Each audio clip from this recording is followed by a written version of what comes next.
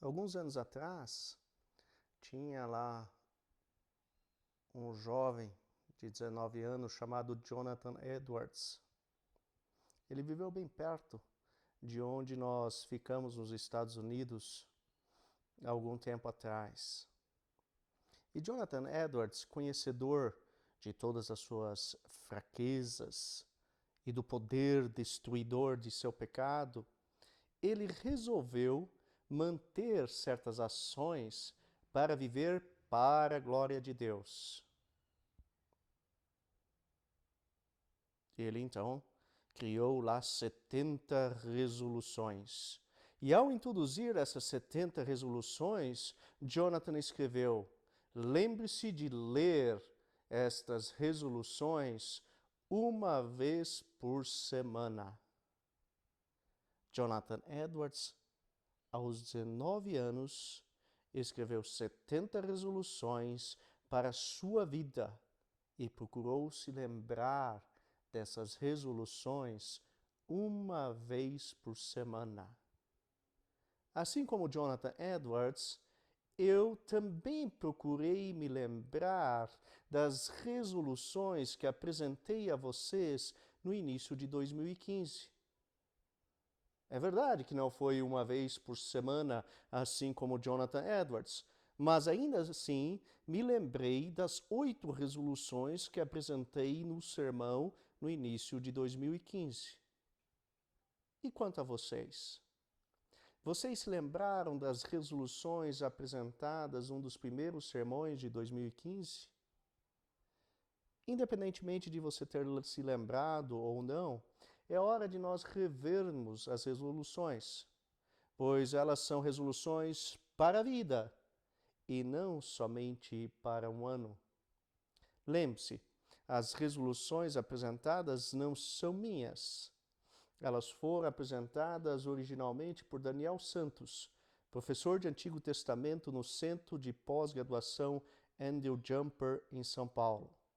Li um post dele no começo do ano de 2015 e pensei comigo, é isto que preciso para a minha vida. E apresentarei 8 dessas resoluções de forma adaptada hoje.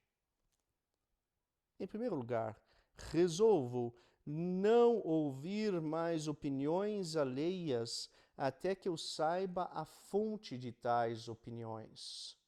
Resolvo não ouvir mais opiniões alheias até que eu saiba a fonte de tais opiniões. Esta resolução eu aprendi com o exemplo de Adão e Eva, no Jardim do Éden. Adão e Eva foram os primeiros seres criados por Deus, e eles foram colocados por Deus num jardim, chamado Jardim do Éden. E Deus ordenou a eles, olha, vocês podem comer de todas as árvores do jardim, mas vocês não podem comer do fruto de uma árvore, a árvore do conhecimento do bem e do mal, a árvore que está no meio do jardim. Desse fruto vocês não podem comer, porque no dia em que dele comerem, certamente vocês morrerão. Certo dia, aparentemente Eva estava passeando perto da árvore do meio do jardim, e a serpente, o animal selvagem mais astuto que Deus havia criado, perguntou à mulher: foi isto mesmo que Deus disse? Não como de nenhum fruto das árvores do jardim? Não, disse a mulher, nós podemos comer do fruto de todas as árvores do jardim, exceto uma, a árvore que está no meio do jardim. A serpente continuou o diálogo com a mulher, dizendo: mas é claro que vocês não vão morrer. Porque Deus sabe que no dia em que vocês comerem do fruto da árvore do conhecimento do bem e do mal, seus olhos se abrirão e vocês serão como Deus, conhecedores do bem e do mal. Qual é o interesse da serpente nos detalhes daquilo que Deus tinha falado apenas para Adão e Eva? Por que a serpente estava tão interessada em dar a sua opinião para Adão e Eva? A generosidade falsa daquela serpente no Jardim do Éden representava uma tramóia maior. Por trás daquela opinião estava o próprio diabo. E Eva, e também Adão, eles ouviram a opinião da serpente, sem olhar para quem estava por trás daquela opinião, para a fonte de tal opinião, e consequentemente erraram e morreram. Semelhantemente acontecerá conosco. Se nós dermos ouvido às opiniões alheias e não consultarmos se por trás daquela opinião está o próprio Deus ou está o próprio diabo, então nós erraremos. Nós pecaremos contra Deus.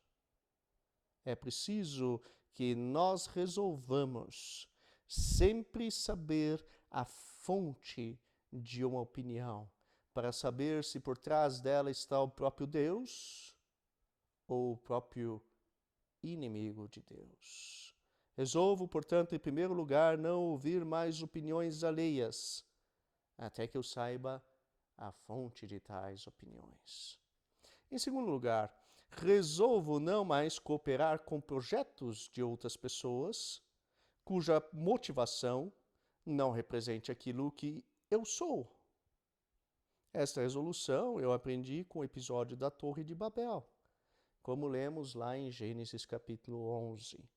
Os homens do Oriente se encontraram e disseram uns aos outros: vamos construir uma cidade e vamos colocar no meio dessa cidade uma torre que alcance até os céus.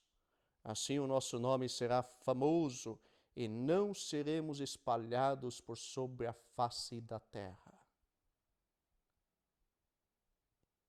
E eles eram como se fossem um homem. Era grande a harmonia entre eles. Era grande a cooperação entre eles. E Deus, quando passou para dar uma olhada na cidade e na torre que aqueles homens estavam construindo, ele decidiu destruir toda aquela harmonia e cooperação. Por quê? Porque a motivação por trás daquela harmonia e cooperação era errada. O maravilhoso projeto da Torre de Babel não compartilhava da mesma motivação do projeto de Deus para a criação. Por que é necessário construir uma torre que alcance os céus se Deus mesmo quer habitar entre nós? Similarmente, nós não deveríamos participar de nenhum projeto sem antes saber se a motivação das pessoas que participam daquele projeto é a mesma motivação sua e minha. Aquilo que motiva essas pessoas é o mesmo que me motiva? Eu quero ser aquilo que eles buscam ser? Estas deveriam ser perguntas a serem realizadas antes de participarmos de qualquer projeto. Então, em segundo lugar, resolvo não participar de projetos alheios, de tal forma a não participar de projetos que possuam a motivação que não seja a minha motivação. Em terceiro lugar, resolvo armar uma tenda fora do meu acampamento diariamente. Resolvo armar uma tenda fora do meu acampamento diariamente. Essa resolução aprendi com Moisés. E Moisés estava num momento extremamente complicado de sua liderança sobre o povo de Israel. Afinal de contas, ele havia estado no monte por alguns dias e o povo havia desandado. Eles construíram 2 bezerros de ouro e disseram uns aos outros: Estes são os deuses que nos tiraram do Egito. E começaram a festejar, começaram a praticar orgias e tudo quanto é porcaria. E logo depois desse acontecimento, Moisés tomou a decisão de montar uma tenda fora do acampamento. E todos os dias Moisés ia àquela tenda que ele chamou como tenda do encontro para se encontrar com Deus. Aparentemente, outros também podiam fazer uso daquela tenda, mas parece que só Moisés aproveitou a oportunidade para construir um relacionamento mais íntimo com Deus. E o resultado de Moisés armar uma tenda fora do acampamento é fantástico. Deus falava com Moisés como um amigo fala com seu amigo. Eu também quero isso para a minha vida. Para isso, eu preciso resolver sair diariamente da correria do dia a dia e armar uma tenda no local onde eu posso calmamente me encontrar face a face com Deus. E lá na intimidade com Deus, possa expor as minhas dificuldades, as minhas lutas com o pecado, expor as minhas vitórias e assim ter belos momentos juntos de Deus. Todos nós precisamos de um local distante da nossa loucura diária para armar uma tenda para o encontro a sós com Deus. E o resultado será formidável. Deus irá começar a falar conosco como um amigo fala com um amigo. Em quarto lugar, resolvo definir meu ponto de contentamento. Resolvo definir meu ponto de contentamento. Nós acabamos de terminar de estudar a carta que Paulo escreveu à igreja em Filipos. E no capítulo 4 de Filipenses, nós vemos Paulo definindo de uma forma clara o seu ponto de contentamento. Então podemos aprender de Paulo como definir o ponto de contentamento. Mas não é somente dele. O rei Davi, numa famosa declaração do Salmo 23, também nos ensina a definir o ponto de contentamento. Embora não apareça na maioria das nossas traduções em português, o versículo 1 poderia ser perfeitamente traduzido da seguinte forma: O Senhor é o meu pastor, logo eu não sentirei falta de nada. O Senhor é o meu pastor, logo não sentirei falta de nada. Esta é a virtude que eu desejo cultivar. Não sentir falta de nada, pois o Senhor é o meu pastor. Definir o ponto de contentamento não aprendi somente de Paulo e também de Davi, mas através de histórias que li ao longo de minha vida. E em uma dessas histórias, um certo rapaz tinha viajado para visitar durante alguns dias alguns missionários. Ele estava numa viagem missionária. Passaram alguns dias com os missionários para ajudá-los.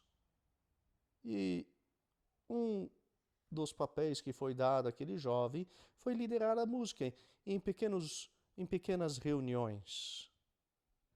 E no final de um dia, ele estava liderando a música em uma reunião numa colônia de leprosos. E no meio da reunião, ele perguntou se alguém não tinha uma música favorita. Foi quando uma mulher se virou para ele. Ela tinha o rosto totalmente desfigurado. Não possuía ouvidos, nem nariz. Os lábios não existiam mais. Mas mesmo assim, ela levantou a sua mão, que já não possuía dedos, e disse: Nós poderíamos cantar Conta as bênçãos, conta quantas são. Esta é uma música bem tradicional, conhecida de todos nós. Diz o estribilho: conta as bênçãos, conta quantas são, recebidas da divina mão, uma a uma, dize-as de uma vez, e hás de ver surpreso quanto Deus já fez. E nas estrofes, o autor do hino procura mostrar que mesmo em meio às grandes dificuldades, se nós contarmos as bênçãos de Deus sobre as nossas vidas, iremos ver quanto Deus já fez em nossas vidas. Portanto, aquela mulher perguntou: poderíamos nós cantar quantas bênçãos, conta quantas são? E aquele rapaz começou a cantar a música, mas obviamente não conseguiu terminá-la. Alguém mais tarde chegou junto dele e comentou: suponho que você nunca mais irá cantar essa música. Ao que ele respondeu: não, eu vou cantar novamente, mas nunca mais da mesma forma. Aquela leprosa estava plenamente contente com a simples presença de Deus. Ela havia compreendido aquilo que o rei Davi havia dito: o Senhor é o meu pastor, logo não sentirei falta de nada. Como você e eu preenchemos o vazio da seguinte pergunta: eu serei contente quando... espaço. Eu serei contente quando estiver curado. Eu serei contente quando for promovido. Eu serei contente quando me casar.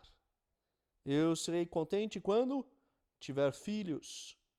Eu serei contente quando tiver mais dinheiro. Note que muitas vezes somente Deus não nos satisfaz.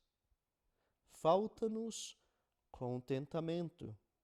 Falta-nos não sentir falta de nada, pois o Senhor está conosco.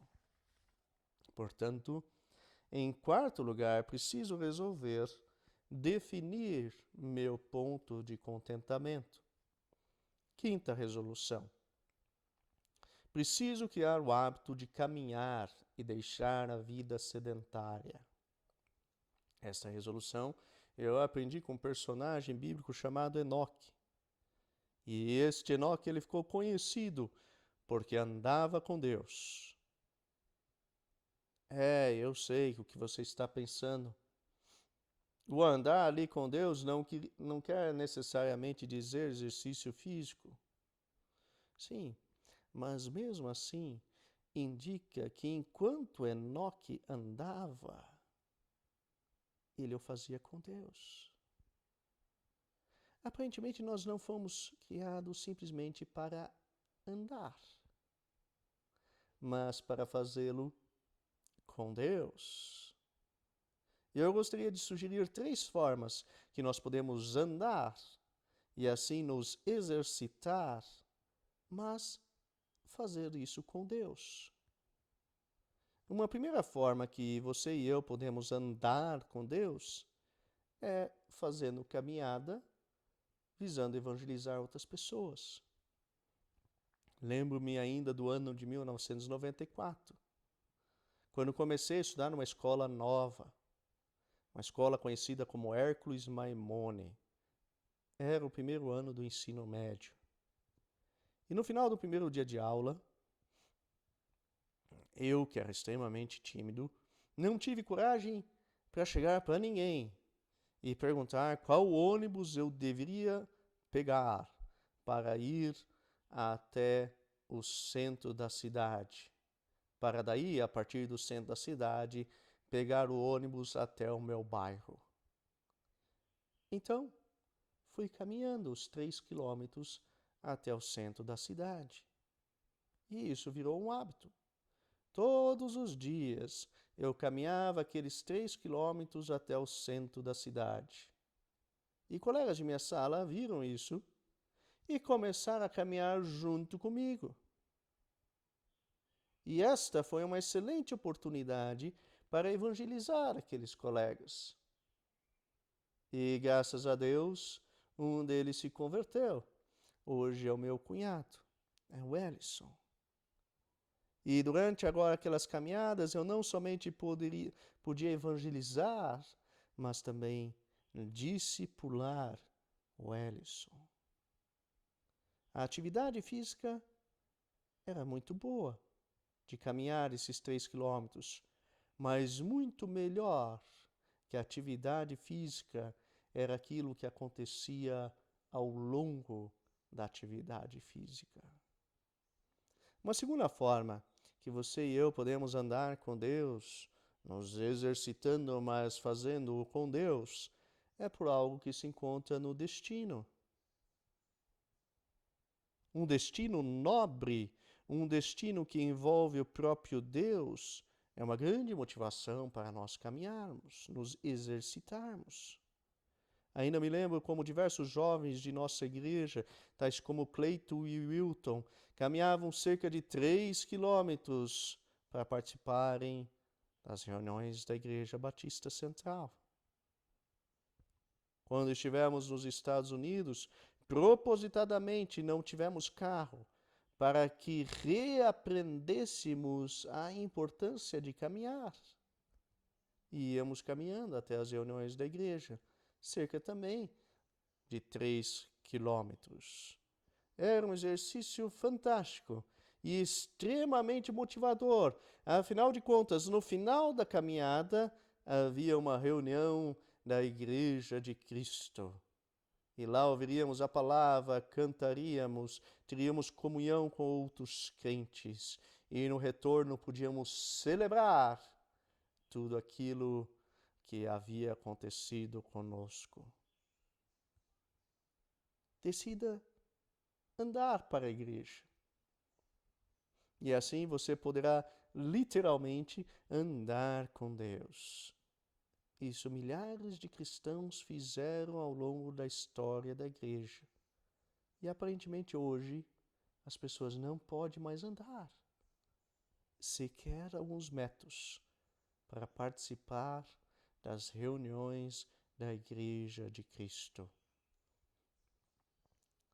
Mas não é somente uma reunião que pode estar no final de uma caminhada.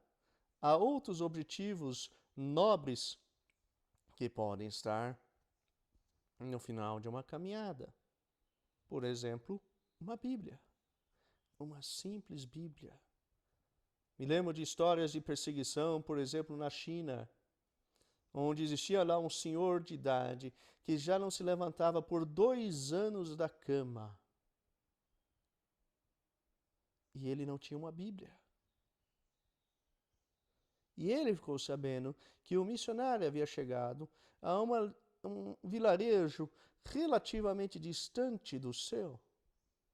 E aquele senhor de idade que já não se levantava de sua cama por 2 anos, ele tomou todas as suas forças e caminhou sozinho durante a noite inteira para chegar até a casa onde o missionário estava com as Bíblias. E ele conseguiu uma Bíblia e disse: agora esta é minha Bíblia. Este é o dia mais especial da minha vida. Portanto, uma segunda forma de você andar literalmente com Deus é por algo que se encontra no destino. Pode ser uma Bíblia, uma reunião ou outra coisa qualquer. Uma terceira forma de você andar com Deus é, ao andar, armar sua tenda fora do acampamento. Comecei a fazer isso nos Estados Unidos.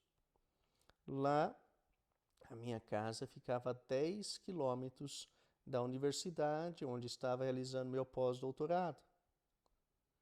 E comecei a fazer esse percurso de bicicleta todos os dias. E antes de sair de casa, gravava pelo menos 2 pregações.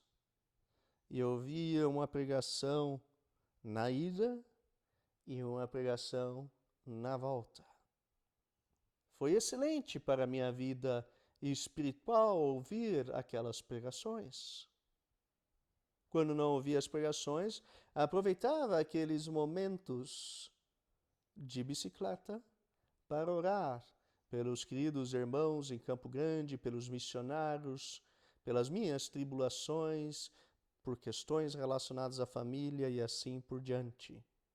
Quer dizer, aquele andar é uma forma de eu armar minha tenda fora do acampamento. Podia estar face a face com Deus naquele percurso.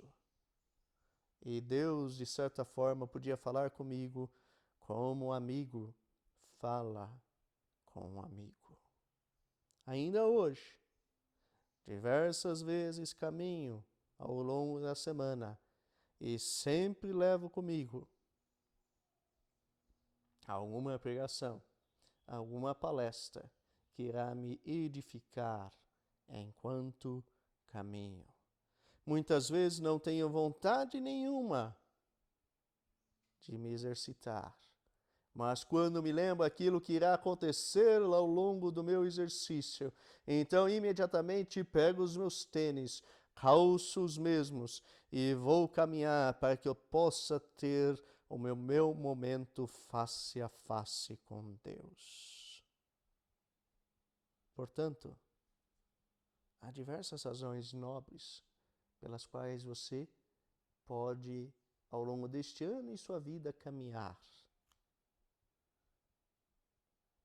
E esta é algo que é uma resolução que eu quero manter por toda a minha vida.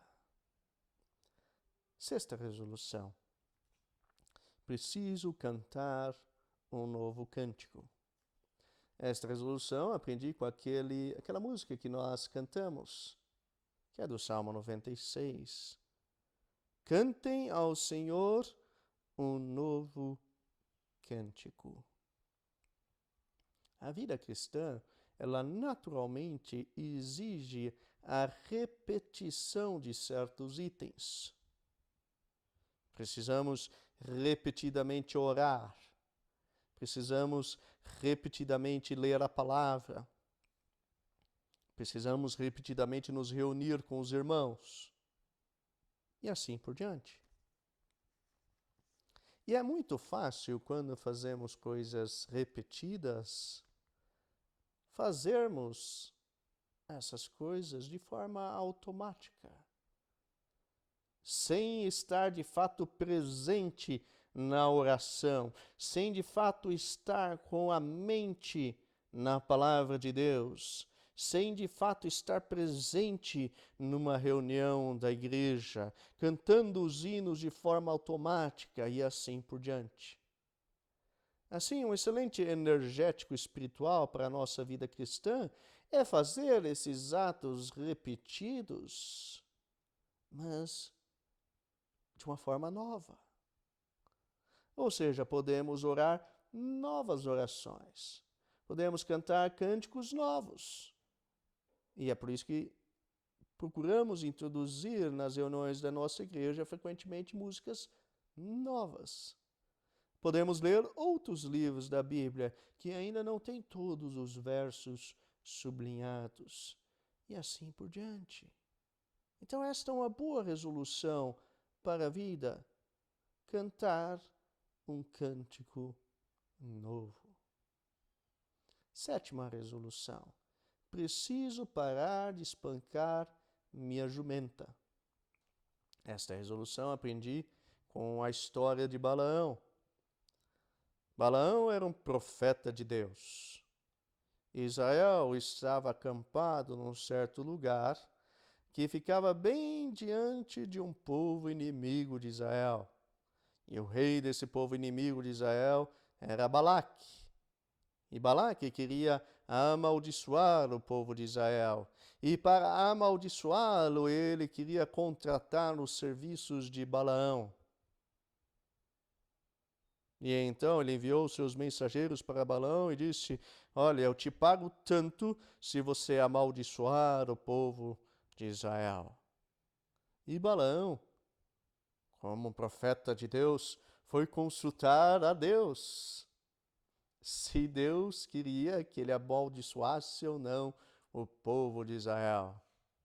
E a resposta de Deus era óbvia: não, você não vai com os mensageiros, você não vai amaldiçoar o povo, porque é povo abençoado. Mas os mensageiros começaram a insistir e aparentemente a oferta em dinheiro aumentou. E isso foi uma tentação muito grande para Balaão. E Balaão não resistiu àquela tentação e aceitou ir com os mensageiros de Balaque, mesmo contra a vontade do Senhor. E o trajeto para se encontrar com o rei Balaque foi feito numa jumenta. Provavelmente aquela jumenta que Balaão já usava há muitos anos. E no meio do percurso, a jumenta subitamente parou. E Balaão ficou extremamente irritado com aquela situação, mesmo a jumenta nunca tendo feito isso antes. E Balaão espancou a jumenta 3 vezes. Mas mesmo assim, ela não continuou o trajeto. Balaão estava cego. Ele havia colocado em sua cabeça que ele deveria participar daquele projeto, que ele deveria ganhar aquele dinheiro, amaldiçoar o povo de Israel.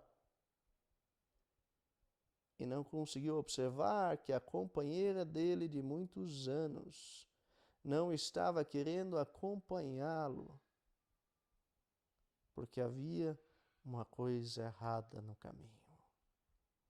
Um anjo do Senhor, com uma espada na mão, estava impedindo a jumenta de continuar a viagem. E Balaão inicialmente não viu a jumenta. E por isso ficou extremamente irritado com a mesma. E quando Deus abriu então os olhos de Balaão, então ele pôde ver por que a jumenta não continuava o caminho. E nós somos muitas vezes como Balaão. Nós colocamos em nossa cabeça um projeto. E o projeto muitas vezes é claramente contra a vontade do Senhor. E lá estamos nós, cegos, querendo tocar o projeto para frente. E as pessoas ao nosso lado, muitas vezes os irmãos da igreja, os nossos familiares, começam a nos abandonar. E nós começamos a espancá-los para que também estejam ativos no nosso projeto. E não percebemos que de fato nós estamos cegos e que todos estão vendo o anjo do Senhor parado com uma espada na mão, impedindo o progresso daquele projeto mau. Preciso parar de espancar minha jumenta. Se os meus queridos começarem a me abandonar, preciso acender uma luzinha em minha cabeça e preciso fazer a seguinte pergunta: será que não estou participando de um projeto que não está sob a bênção de Deus? Sétima resolução é Preciso parar de espancar minha jumenta. E a oitava e última resolução é a seguinte: preciso me preparar mais para me encontrar com Cristo. Certa vez o profeta Isaías chegou até o rei Ezequias e disse: põe em ordem as suas coisas, põe em ordem a sua casa, porque você irá morrer e não viver. Como você e eu reagiríamos se o profeta Isaías hoje chegasse à nossa casa e dissesse a nós: olha, prepara suas coisas, porque na semana que vem é tchau. Você irá morrer, não viver. Será que nós não começaríamos a evangelizar como Paulo?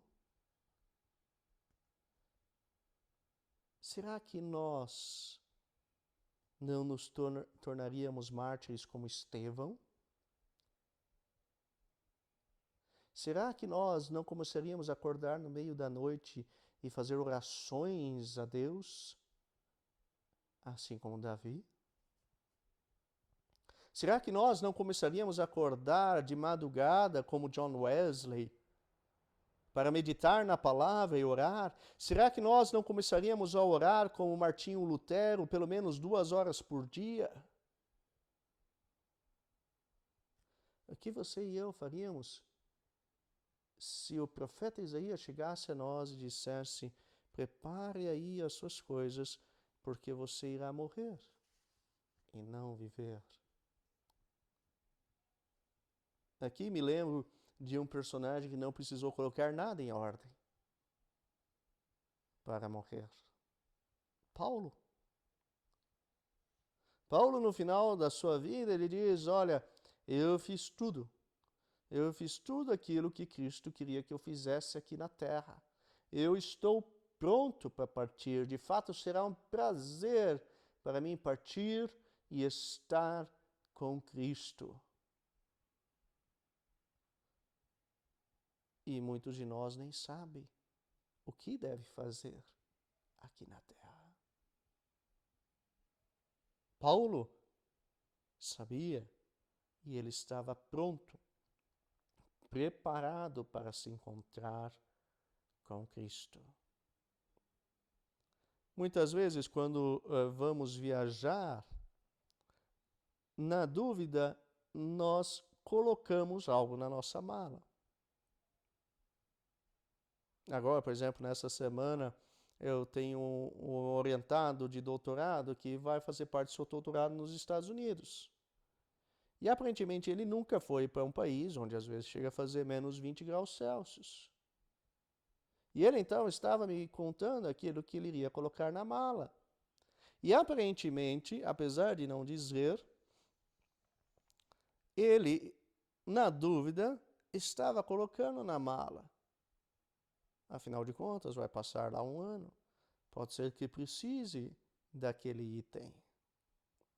Mas nos nossos preparativos para a viagem para o céu, para nos encontrarmos com Cristo, na dúvida, nós devemos deixar.